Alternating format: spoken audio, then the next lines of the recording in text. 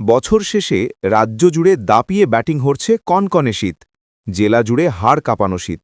বছর শেষে উত্তরের ঠান্ডাকে সমানে সমানে টেক্কা দিচ্ছে পশ্চিমের জেলাগুলি। দার্জিলিংয়ের কাছাকাছি ঠান্ডা বীরভূমে। দার্জিলিংয়ে সর্বনিম্ন তাপমাত্রা 4 ডিগ্রি সেলসিয়াস, শ্রীনিকেতনে 6.5 ডিগ্রি সেলসিয়াস, 7 ডিগ্রি সেলসিয়াসে নামল কল্যাণীর পারদ।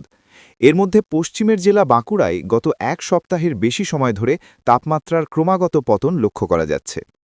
8 ডিগ্রিতে বাঁকুড়া বর্ধমানের সর্বনিম্ন তাপমাত্রা। অন্যদিকে বর্ষশেষে জাঁকিয়ে শীতের রেকর্ড দেখা গেল শহর কলকাতায়। 7 বছরে ডিসেম্বরের শীতলতম দিন দেখল কলকাতা। 11 ডিগ্রি সেলসিয়াসে নেমে গেল কলকাতার পারদ। তাতেই তৈরি হয়ে গেল নতুন রেকর্ড। 2 দশকের শীতলতম বর্ষশেষ দেখা গেল মহানগরে।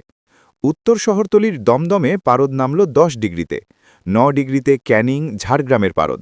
সাগরপাড়ের দীঘাতেও 10 ডিগ্রি ঠান্ডা। এদিকে ইতিমধ্যেই উত্তর পশ্চিম ভারতে প্রবেশ করেছে পশ্চিমী ঝঞ্ঝা। হিন্দুকুশ পর্বতমালা থেকে আগত হিমশীতল হাওয়ার স্রোত অর্থাৎ জেড স্ট্রিম কিছুটা বাধাপ্রাপ্ত হবে আগামী কয়েকটা দিন। ফলে শনিবার রাত পর্যন্ত সামান্য হলেও পারদ উত্থানের পূর্বাভাস মৌসুম ভবনের।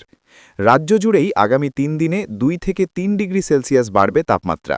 পশ্চিমী ঝঞ্ঝার প্রভাবে সাময়িকভাবে কমবে ঠান্ডা। 5ই জানুয়ারির পর আবার স্বমেজাজে ফিরবে শীত, তেমনটাই মনে করছে আবহাওয়া দপ্তর। আগামী রবিবার রাত থেকে নিম্নমুখী হতে পারে পারদ। সোমবার 5 জানুয়ারি থেকে পরবর্তী সোমবার 12 জানুয়ারি পর্যন্ত পশ্চিমবঙ্গের সর্বত্র নতুন করে তৈরি হতে পারে শৈত্যবলয়, যার পোশাকি নাম পাহাড়ি। এর প্রভাবেই রাজ্যের উত্তর এবং পশ্চিমের কম করে 6 জেলা পড়তে পারে শৈত্যপ্রবাহের কবলে চলে আসতে পারে।